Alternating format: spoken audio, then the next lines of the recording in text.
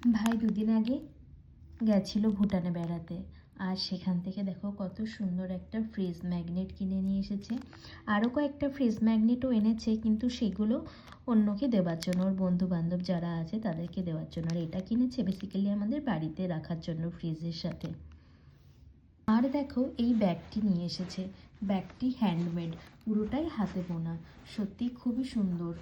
আর এই ব্যাগটা খুবই সস্তা, জানো তো। যখন আমি নেপালে গেছিলাম তখন এই ব্যাগগুলো প্রায় 700-750 টাকা করে বলছিল, কিন্তু এখানে আমি জানতে পারলাম ওকে জিজ্ঞাসা করার পরে যে 350 টাকা নিয়েছে।